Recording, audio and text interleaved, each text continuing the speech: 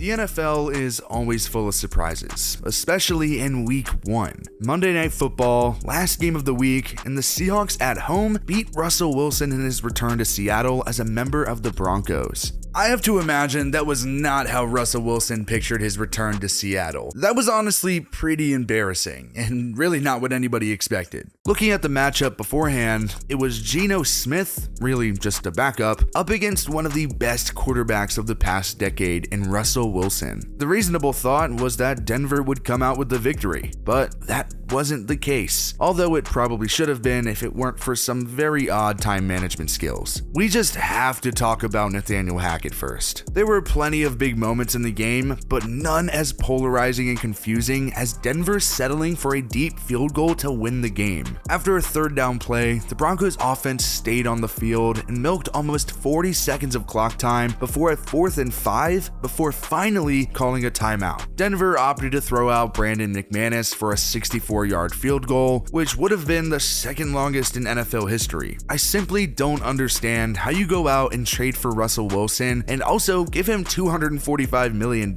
just to not trust him with 1 minute remaining in a tight game. It's not like he hadn't played well up until that point. Wilson had already thrown for 340 yards, so why the hell don't you throw him out there for just 5 more? You hear about the math and the analyst on the sideline and whatever, but that wasn't even the correct call statistically either. Watching the Manning cast said it all, because they were just shocked. Peyton Manning kept motioning for a timeout, and when Manning suggested that they were going to kick it, Shannon Sharp was like, "They're gonna kick it."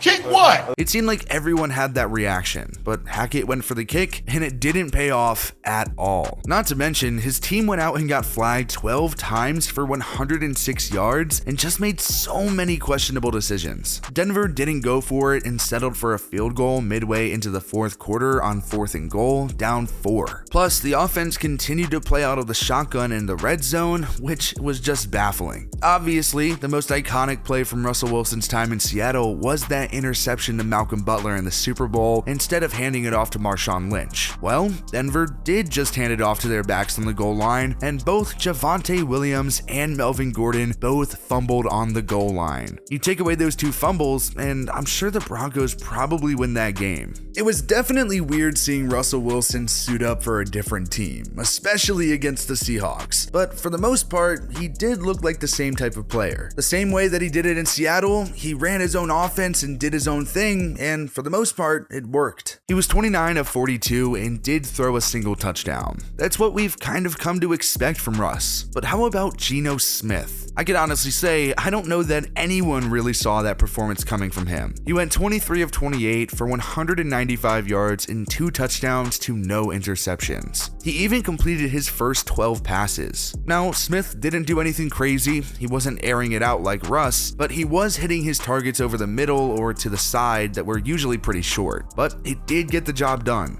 Now, we need to figure out what's an overreaction and what's an actual concern. I think everyone was already worried a bit about the Broncos, and that's just what's gonna happen when you're in a stacked division like the AFC West. But we don't need to go getting too carried away. The Broncos rested their starters all preseason, so you could argue that there was a lot of rust and things to figure out. Plus, Russell Wilson and Nathaniel Hackett have never played a game with each other until week 1. What if Javonte Williams and Melvin Gordon didn't fumble? Or if Brandon McManus just drilled that 64-yarder? The narrative would be very different. Maybe it would be that the Seahawks were better than expected, but Russ still got the job done. I don't think any of the blame for the loss falls on Russ here. He did his job, and he looked good while doing it. It was silly mistakes and questionable decision-making by others that really cost Denver the game. The Broncos made a horrendous mistake on Monday night. Bad decisions and mistakes cost them the game, and now Denver has to go out and prove that they're actually legit. But at the end of the day, the Broncos did still do everything right in the offseason. Trading for Russ was the correct decision. We'll see if Nathaniel Hackett is actually that guy or not, but time will tell. I think one guy we should all be very impressed with was Jerry Jeudy. He did have over 100 yards. I get that one of them was a long 60-yard touchdown, but that was a really impressive play from him. Russ underthrew it a good bit, and Jeudy was able to backtrack and snap snag it before breaking off for a score. Courtland Sutton also looked pretty good as well, even though he was a bit invisible early. He finished with 74 yards on the game.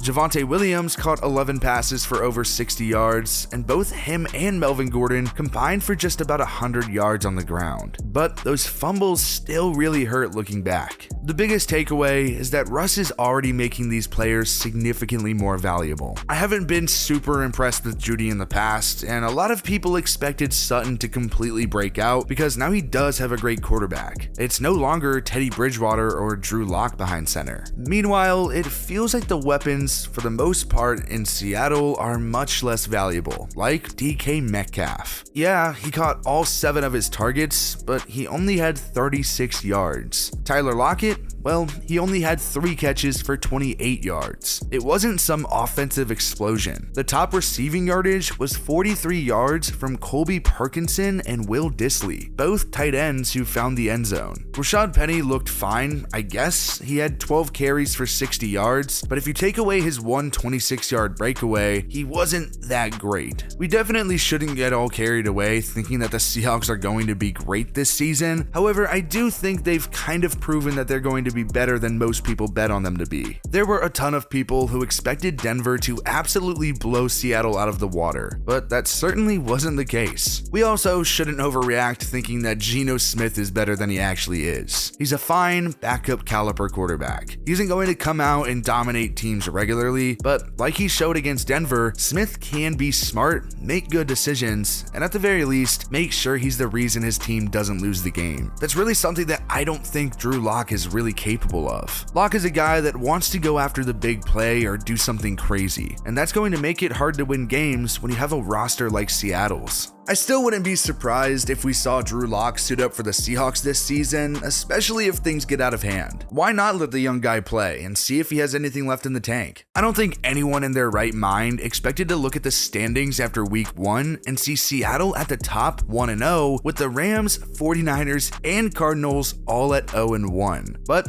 that's how the NFL goes sometimes. Pete Carroll is a fantastic head coach, and we can't forget that. He and Russ didn't really talk pregame, and that was a bit of a weird sequence. Of course, there is plenty of drama between the two of them. It came out that Russ was livid at Carroll back in 2019 after he made Russ step off the gas that season when he was an early MVP contender. Russ has still never received an MVP vote, and it certainly sounds like that's something he blames on Carroll. Plus, he got tired of looking around the league and seeing other veteran quarterbacks play in the playoffs and make fantastic runs while his franchise continued to struggle. The drama between Pete Carroll and Russell Wilson is the real reason why he got traded. But in the battle between the two in week 1, Pete Carroll got the last laugh. Despite what happened on Monday night, it's still week 1, and I don't think the expectations actually really changed for either team by much. The Broncos are still supposed to be a good team that's going to be in an absolute dogfight for the AFC West. It was going to be hard in that division with the Chiefs, Chargers, and Raiders, but the Broncos still do have a good team on paper, and it'll just be a matter of time if they can figure it out. For Seattle, nobody really expected them to win the division, and that's still the case. But the division definitely looked bad this past week. The 49ers lost to the Bears, who were supposed to be just awful, and the Cardinals got blasted into the sun by the Chiefs. Meanwhile, the Rams lost to the Bills, by a lot, might I add. It'll be interesting to see how it all plays out, but the Seahawks still aren't winning the division or making some playoff run, especially not without Russell Wilson.